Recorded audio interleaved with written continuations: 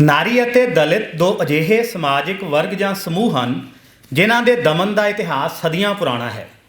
ਵਿਸ਼ੇਸ਼ ਭਾਰਤੀ ਪ੍ਰਸੰਗ ਵਿੱਚ ਦੇਖਿਆ ਜਾ ਸਕਦਾ ਹੈ ਕਿ ਪ੍ਰਾਚੀਨ ਧਾਰਮਿਕ ਗ੍ਰੰਥਾਂ ਨੇ ਇਹਨਾਂ ਦੋਹਾਂ ਸਮੂਹਾਂ ਨੂੰ ਹਮੇਸ਼ਾ ਇੱਕੋ ਬ੍ਰੈਕਟ ਵਿੱਚ ਹੀ ਰੱਖਿਆ ਹੈ।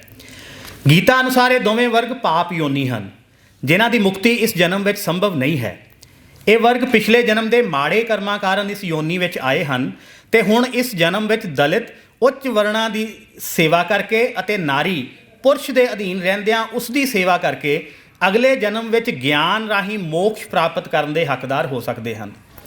ਗੋਸਵਾਮੀ ਤੁਲਸੀਦਾਸ ਨੇ ਮੱਧਕਾਲ ਵਿੱਚ ਵੀ ਇਸੇ ਰਵਾਇਤ ਨੂੰ ਦੁਹਰਾਉਂਦਿਆਂ ਢੋਰ ਗਵਾਰ ਸ਼ੂਦਰ ਔਰ ਨਾਰੀ ਇਹ ਸਭ ਤਾੜਨ ਕੇ ਅਧਿਕਾਰੀ ਲਿਖਿਆ। ਇਸ ਤਰ੍ਹਾਂ ਇਹ ਦੋਵੇਂ ਵਰਗ ਸਮੂਹ ਸਦੀਆਂ ਤੋਂ ਦਮਨ ਦੇ ਸਾਂਝੇ ਅਨੁਭਵ ਨੂੰ ਹੰਡਾਉਂਦੇ ਦਮਨ ਦੀਆਂ ਪ੍ਰਸਥਿਤੀਆਂ ਵਿੱਚ ਇਨਕਾਰ ਸਵੀਕਾਰ ਦੇ ਪ੍ਰਵਚਨ ਉਚਾਰਦੇ ਰਹੇ ਹਨ। ਇੱਕ ਵੱਖਰੀ ਹੋਂਦ ਜਾਂ ਜੈਂਡਰ ਵਜੋਂ ਨਾਰੀ ਮਾਨਵ ਇਤਿਹਾਸ ਦੀ ਸਭ ਤੋਂ ਪਹਿਲੀ ਕਿਰਤ ਵੰਡ ਦੀ ਉਪਜ ਹੈ। ਇਸ ਕਿਰਤ ਵੰਡ ਤੋਂ ਬਾਅਦ ਦੀਆਂ ਆਰਥਿਕ ਪ੍ਰਕਿਰਿਆਵਾਂ ਦੇ ਸਿੱਟੇ ਵਜੋਂ ਦੁਨੀਆ ਭਰ ਵਿੱਚ ਮਾਤਰੀ ਸੱਤਾਵਾਂ ਨੂੰ ਉਲਟਾ ਕੇ ਪਿਤਰਕੀ ਸੱਤਾਵਾਂ ਦੀ ਚੌਧਰ ਸਥਾਪਿਤ ਹੋਈ। ਪਿਤਰਕੀ ਸੱਤਾਵਾਂ ਦੇ ਅੰਤਰਗਤ ਨਾਰੀ ਨੂੰ ਅਧੀਨ ਰੱਖਣ ਲਈ ਪਿਤਰਕੀ ਸੰਰਚਨਾਵਾਂ ਹੋਂਦ ਵਿੱਚ ਆਈਆਂ।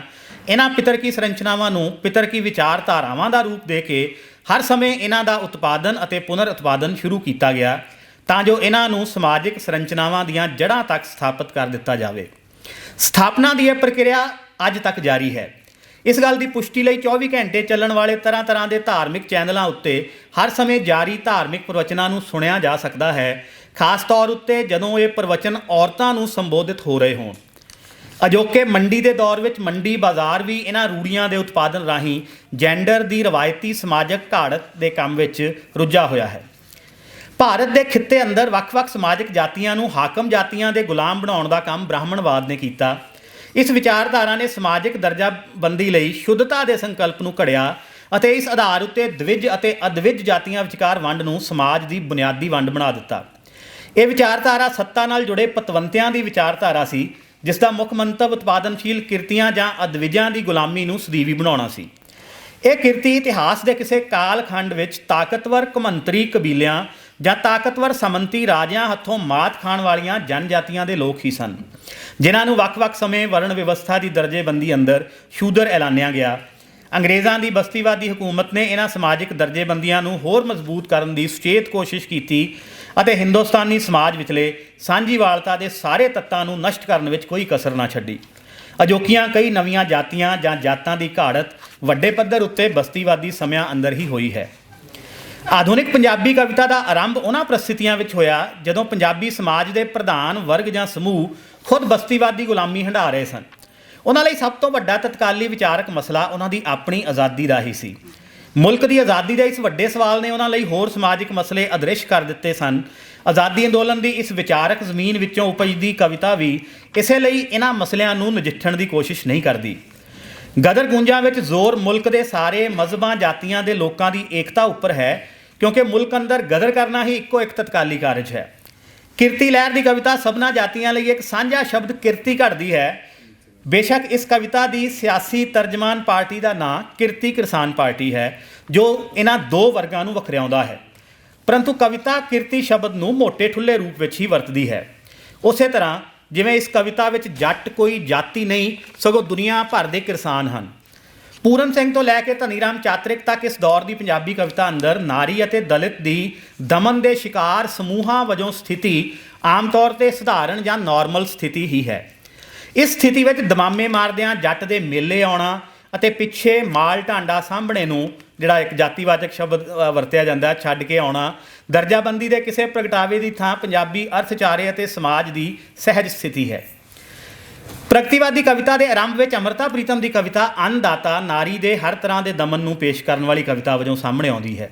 ਸ਼ਾਇਦ ਨਾਰੀ ਹੋਣ ਦੇ ਵਿਅਕਤੀਗਤ ਅਨੁਭਵ ਨੇ ਉਸ ਨੂੰ ਨਾਰੀ ਦੀ ਇਸ ਤਰ੍ਹਾਂ ਦੀ ਸਥਿਤੀ ਪ੍ਰਤੀ ਵਧੇਰੇ ਸੰਵੇਦਨਸ਼ੀਲ ਬਣਾਇਆ ਹੋਵੇਗਾ। ਇਸ ਦੇ ਉਲਟ ਪ੍ਰੋਫੈਸਰ ਮੋਹਨ ਸਿੰਘ ਦੀ ਕਵਿਤਾ ਵਿੱਚ ਨਾਰੀ ਇੱਕ ਰੋਮਾਨੀ ਸਥਿਤੀ ਵਿੱਚ ਵਿਚਰਦੀ ਦਿਸਦੀ ਰਹਿੰਦੀ ਹੈ। ਇਹ ਸਥਿਤੀ ਭਾਵੇਂ ਛੱਤੋ ਦੇ ਜੀਵਨ ਦੀ ਹੋਵੇ ਜਾਂ ਅੰਬੀ ਦਾ ਬੂਟਾ ਵਿਚਲੀ ਮਾਹੀ ਦਾ ਵਿਛੋੜਾ ਚੱਲ ਰਹੀ ਮੁਟਿਆਰ ਦੀ। ਆਜ਼ਾਦੀ ਤੋਂ ਪਹਿਲਾਂ ਅਤੇ ਬਾਅਦ ਰਾਸ਼ਟਰ ਉਸਾਰੀ ਦੇ ਕਾਰਜ ਦੀ ਕਾਵਕਾਰੀ ਕਰਦਿਆਂ ਤਾਂ ਇਹ ਕਵਿਤਾ ਪੂਰੀ ਤਰ੍ਹਾਂ ਮੁੱਖ ਧਾਰਾਈ ਰਾਸ਼ਟਰੀ ਪ੍ਰਵਚਨ ਨੂੰ ਅੰਗੀਕਾਰ ਕਰਦੀ ਹੈ। ਜਿਸ ਰਾਸ਼ਟਰੀ ਨ੍ਰਿਤ ਦੀ ਕਲਪਨਾ ਉਹ ਆਓ ਨੱਚੀਏ ਕਵਿਤਾ ਵਿੱਚ ਕਰਦਾ ਹੈ ਉਸ ਵਿੱਚ ਸ਼ਾਮਲ ਸਤਰਾਂ ਹਨ ब्राह्मण दे गल जंजू होवण चमरेटी दे वाल वले।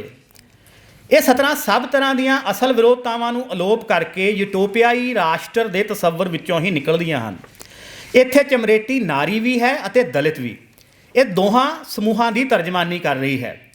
ब्राह्मण इत्थे भी प्रधान स्थिति विच है, दलित अते नारी उसदे मजहबी संद जां आभूषण ही हन। ब्राह्मण ही करता अते जीवंत है। सूत्रां विचली कामुक स्थिति भी इसे भाव नूं होर गूढ़िया करती है। आज़ादी तो बाद अमृता प्रीतम दीआं उत्सवी कवितावां विचों भी सब तरह दीआं दमन परिस्थितियां गायब हो जांदियां हन। इस पिछों नारी दे हक विच सब तो ताकतवर काव्य प्रवचन शिव कुमार दी लूणा है। आज़ादी दे आर पार गुरदास राम आलम दलित फिकरां दे मोढी कवि वजों उभरदा है। वो राष्ट्री आज़ादी दे प्रसंग विच भी दलित वर्गां दी स्थिति प्रति नाराज़गी दे बोल उचारदा है। कदे कदे मुंडा बेरियां दा बेर लिआया लंबड़ां दी कंध टप के वर्गे गीतां की उदाहरण नाल उस उत्ते प्रतिक्रियावादी हो जाने का इल्ज़ाम भी लाया जाता है। परंतु इस गीत विच भी विरोध लंबड़ां दी उस समुची जमात नाल है जिसनूं बस्तीवादियां ने पंजाबी समाज की समाजिक आर्थिक दर्जेबंदी घटदियां मजबूती दित्ती सी। आलम दे बोलां विचों इसे इतिहासक टीस नूं महसूस किया जा सकता है। नारी अते दलित नाल संबंधित रोमानी दृष्टि तो मुक्त काव्यकारी सब तो पहला पंजाबी दी जुझार विद्रोही कविता दौरान की गई। लाल सिंह दिल पंजाबी का वह पहला कवि बनता है जो दलित जीवन के समुच नूं अपनी कविता के केंद्र में रखता है। वो दलित जमातां दे उन्हां अनुभवां अते उस इतिहास नूं अपनी काव्यकारी का हिस्सा बनाउंदा है जिसनूं भारू प्रवचनां ने उन्हां दी याद विचों मिटा दिता है। अजिहा करदिआं वो दलितां दे जनजाति परंपरावां नाल जुड़े अनुभवां तक पहुँचता है। वो अनुभव जो पंजाबी जीवन के हाशिए उत्ते धक्के जाण कारण पंजाबी कविता के भी हाशिए उत्ते चले गए सन।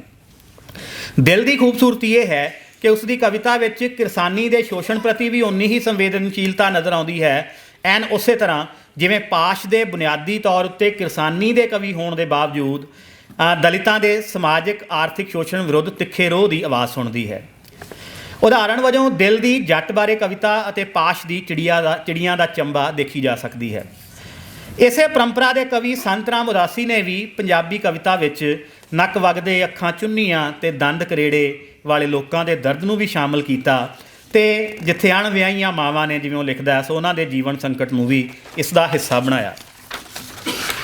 पिछली सदी के 7वें और 8वें दहाके दौरान मनजीत पाल कौर, मनजीत टिवाणा, शरण मक्कड़, कान्हा सिंह, शशि समुंदरा, मनजीत इंदिरा, दविंदर कौर आदि दा नारी काव्य सामने आया जिस विच नारी होने का सवाल तिखी तत्ती भाषा विच पेश हुंदा सी।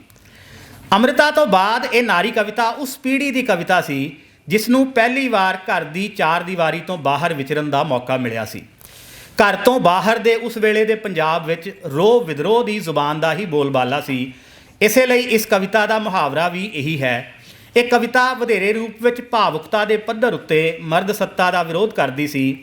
आखिर पितर की सब तो वध मर्द नाल नारी के रिश्ते राही ही नारी नूं अपने अधीन करती है। इन्हां तो बाद पाल कौर, निरूपमा दत्त, शरीन आनंदिता, नीरू असीम, अमरजीत घुम्मण, सिमरत गगन, इंद्रजीत नंदन आदि की कविता सामने आउंदी है जो मर्द के नाल नाल पितर की संरचनावां अगे सवाल खड़े करना शुरू करती है। ये कविता विद्रोह नालों वध छटपटाहट की कविता है। ये आवाज़ उस पंजाबी नारी की है जिसनूं जिंदगी टुकड़ा दर टुकड़ा जां कातरां विच मिल रही है। वो नारी जीवन के तत्त प्रति सुचेत तो है ही, पितर की संरचनावां दे उन्हां बंधनां नूं भी जाणदी है जिसने उसके जीवन अते होंद नूं जकड़िया होया है। मधले वर्ग के पितर की आदर्शां अते कदरां कीमतां वाली जीवन जाच की यही होनी है। वास्तविक जीवन अनुभव के पद्धर उत्ते दमन तो मुक्ति ना मिलन की सूरत विच ये नारी मुक्ति के अनुभव लई कई होर विकल्प भालदी है। वधेरे कर ये विकल्प अध्यात्मक अनुभव दे हन। अध्यात्म के विस्मादी मंडलों में जाके असल जिंदगी विचले पितर की दमन नूं भुलाया जा सकता है। ये स्थिति दमन के खात्मे दी नहीं दमन नूं भुला देण तक सीमित रहन वाली है। पिछले दहाकियां दौरान वनीता ते सुखविंदर अमृत की कविता भी बेहद चर्चित रही है। ये कविता पढ़द्या महसूस हुंदा है कि उचार के पद्धर उत्ते नारी की होंद के काव्य प्रवचनां अंदर दरअसल पितर की संरचनावां के उसार ही उसर रहे हैं। इस कविता विच नारी की छटपटाहट नहीं, मर्द की मुहब्बत अते आसरे का जशन पेश हुंदा है। ਇਹ ਕਵਿਤਾ ਪਿਛਲੀ ਸਦੀ ਦੇ ਆਖਰੀ ਦਹਾਕੇ ਤੋਂ ਸ਼ੁਰੂ ਹੋਈ ਵਿਸ਼ਵੀਕਰਨ ਦੀ ਪ੍ਰਕਿਰਿਆ ਦੀ ਸੁਭਾਵਕ ਉਪਜ ਹੈ। ਇਹ ਕਵਿਤਾ ਨਾਰੀ ਪੁਰਸ਼ ਦੇ ਰਿਸ਼ਤੇ ਵਿਚਲੇ ਪਿਤਰਕੀ ਤਣਾਅ ਨੂੰ ਅੱਖੋਂ ਪਰੋਖੇ ਕਰਕੇ ਨਾਰੀ ਕਾਮਨਾ ਨੂੰ ਬੋਲ ਦਿੰਦੀ ਹੈ। ਉਂਝ ਧਿਆਨ ਦੇਣ ਯੋਗ ਗੱਲ ਇਹ ਹੈ ਕਿ ਇਸ ਕਵਿਤਾ ਵਿਚਲੀ ਕਾਮਨਾ ਕਿਤੇ ਵੀ ਸਵਰਨਜੀਤ ਸਵੀ ਦੇ ਦੇਹੀਨਾਦ ਅਤੇ ਕਾਮੇਸ਼ਵਰੀ ਵਿਚਲੇ ਕਾਮੁਕਤਾ ਦੇ ਮਰਦਾਵੇਂ ਧਾੜੇ ਨੇੜੇ ਨਹੀਂ ਪਹੁੰਚਦੀ। ਜੈਂਡਰ ਵਜੋਂ ਨਾਰੀ ਦਾ ਪੁਰਸ਼ ਨਾਲੋਂ ਇਹ ਵਖਰੇਵਾਂ ਬਣਿਆ ਰਹਿੰਦਾ ਹੈ। ਪਿਛਲੇ 3 ਦਹਾਕਿਆਂ ਦੇ ਵਿਸ਼ਵੀਕਰਨ ਦੇ ਦੌਰ ਦੀਆਂ ਵਿਚਾਰਧਾਰਾਵਾਂ ਨੇ ਜਮਾਤ ਦੀ ਬਜਾਏ ਨਸਲੀ ਪਛਾਣਾਂ ਦੀ ਸਿਆਸਤ ਨੂੰ ਉਭਾਰਿਆ ਹੈ। ਇਸ ਦੇ ਸਿੱਟੇ ਵਜੋਂ ਜਮਾਤੀ ਸਾਂਝਾਂ ਅਤੇ ਸੰਘਰਸ਼ਾਂ ਦੇ ਸੰਕਲਪ ਫਿੱਕੇ ਪਏ ਹਨ। ਇਹਨਾਂ ਦਹਾਕਿਆਂ ਦੌਰਾਨ ਪੰਜਾਬੀ ਕਵਿਤਾ ਦੇ ਪ੍ਰਸੰਗ ਵਿੱਚ ਵੀ ਦਲਿਤ ਪਿੱਠ ਭੂਮੀ ਵਾਲੇ ਕਵੀ ਆਪਣੇ ਸਮਾਜਿਕ ਜੀਵਨ ਦੇ ਅਨੁਭਵ ਵਿੱਚ ਦਲਿਤ ਪਛਾਣ ਪ੍ਰਤੀ ਵਧੇਰੇ ਸੁਚੇਤ ਹੋਏ ਹਨ। ਮੁਲਕ ਅੰਦਰ ਸ਼ੁਰੂ ਹੋਇਆ ਦਲਿਤ ਸਾਹਿਤ ਪੰਜਾਬੀ ਸਾਹਿਤ ਅੰਦਰ ਵੀ ਸਿਰਜਿਆ ਗਿਆ ਹੈ, ਪਰੰਤੂ ਅਨੁਭਵਾਂ ਦੇ ਵਖਰੇਵੇਂ ਨੇ ਇੱਕੋ ਸਾਹਿਤਕ ਲਹਿਰ ਅਧੀਨ ਲਿਖੀ ਗਈ ਪੰਜਾਬੀ ਕਵਿਤਾ ਦੇ ਵੱਖੋ ਵੱਖਰੇ ਮੁਹਾਵਰੇ ਦੀ ਸਿਰਜਣਾ ਕੀਤੀ ਹੈ।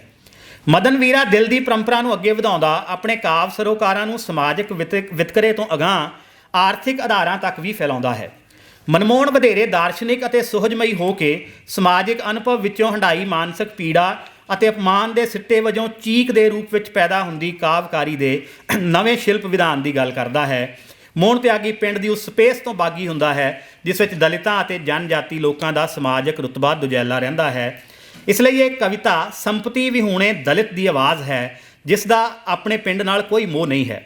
ਪੰਜਾਬੀ ਦੀ ਬਹੁਤ ਸਾਰੀ ਕਵਿਤਾ ਵਿੱਚ ਪੇਸ਼ ਹੋਇਆ ਪਿੰਡ ਅਤੇ ਪੇਂਡੂ ਜੀਵਨ ਪ੍ਰਤੀ ਉਦਰੇਵਾਂ ਸੰਪਤੀ ਦੀਆਂ ਮਾਲਕ ਜਾਤਾਂ ਜਮਾਤਾਂ ਦੇ ਬੰਦੇ ਦੇ ਭਾਵੁਕ ਹੁੰਗਾਰਿਆਂ ਵਿੱਚੋਂ ਆਪਣਾ ਰੂਪ ਧਾਰਦਾ ਹੈ।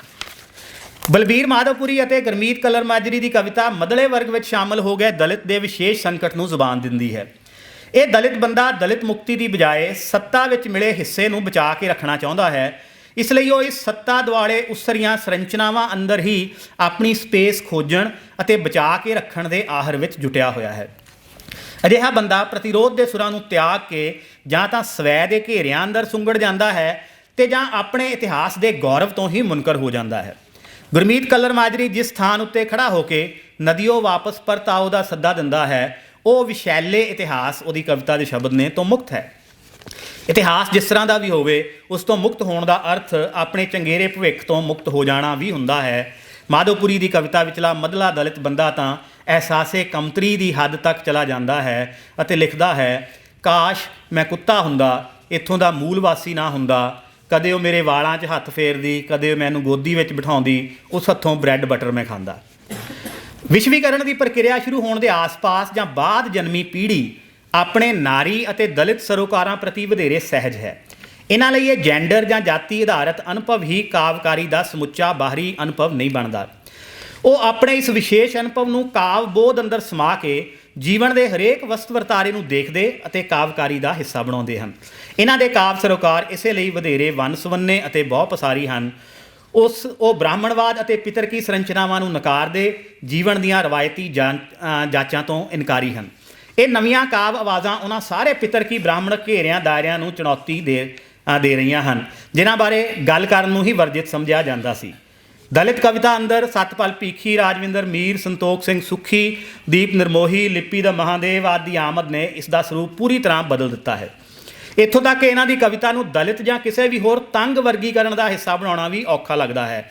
ਅਜਿਹਾ ਅਹਿਸਾਸ ਹੀ ਨੀਤੂ ਅਰੋੜਾ, ਮੋਨਿਕਾ ਕੁਮਾਰ, ਮਨਦੀਪ ਸਨੇਹੀ, ਅਰਸ਼ਬਿੰਦੂ, ਮਨਦੀਪ ਔਲਖ ਜਾਂ ਨਿਕਿਤਾ ਆਜ਼ਾਦ ਦੀਆਂ ਕਵਿਤਾਵਾਂ ਪੜ੍ਹ ਕੇ ਹੁੰਦਾ ਹੈ। ਪਿਛਲੇ ਕੁਝ ਵਰ੍ਹਿਆਂ ਤੋਂ ਮੁਲਕ ਅੰਦਰ ਜੋ ਬਹੁ ਗਿਣਤੀਵਾਦ ਅਤੇ ਸੱਭਿਆਚਾਰਕ ਰਾਸ਼ਟਰਵਾਦ ਵਰਤਾਇਆ ਜਾ ਰਿਹਾ ਹੈ ਉਸ ਦੇ ਵਿਰੋਧ ਅਤੇ ਪ੍ਰਤੀਰੋਧ ਦੀ ਪੰਜਾਬੀ ਵਿੱਚ ਲਿਖੀ ਜਾ ਰਹੀ ਕਵਿਤਾ ਦੇ ਮੁੱਖ ਹਸਤਾਖਰ ਇਹੀ ਨਾਰੀ ਅਤੇ ਦਲਿਤ ਕਵੀ ਹਨ। ਇਹ ਬਹੁਤ ਮਹੱਤਵਪੂਰਨ ਗੱਲ ਹੈ। ਡਾਕਟਰ ਪਾਲ ਕੌਰ ਨੇ ਵੀ ਇਸ ਸਰੋਕਾਰ ਨਾਲ ਸੰਬੰਧਿਤ ਮਹੱਤਵਪੂਰਨ ਕਵਿਤਾਵਾਂ ਹਨ। ਮਨਮੋਹਨ ਦੀ ਸੰਤਰਿਆਂ ਬਾਰੇ ਕਵਿਤਾ ਨੇ ਉਸਦੇ ਨਵੇਂ ਕਾਵ ਸਰੋਕਾਰਾਂ ਦਾ ਵੀ ਥਹੁ ਪੱਤਾ ਦਿੱਤਾ ਹੈ। ਸਪਸ਼ਟ ਹੈ ਕਿ ਨਵੀਂ ਦਲਿਤ ਅਤੇ ਨਾਰੀ ਕਵਿਤਾ ਮਹਿਜ਼ ਅੰਤਰਮੁਖੀ ਸਰੋਕਾਰਾਂ ਤੋਂ ਪਾਰ ਜਾ ਕੇ ਸਿਆਸੀ ਪ੍ਰਵਚਨ ਸਿਰਜਣ ਦੇ ਸਮਰੱਥ ਹੋ ਰਹੀ ਹੈ। ਇਸ ਪੜਾਅ ਉੱਤੇ ਇਸ ਕਵਿਤਾ ਵਿੱਚ ਵਿਅਕਤੀਗਤ ਨੂੰ ਸਿਆਸੀ ਅਤੇ ਸਿਆਸੀ ਨੂੰ ਵਿਅਕਤੀਗਤ ਬਣਦੇ ਦੇਖਿਆ ਜਾ ਸਕਦਾ ਹੈ। ਧੰਨਵਾਦ।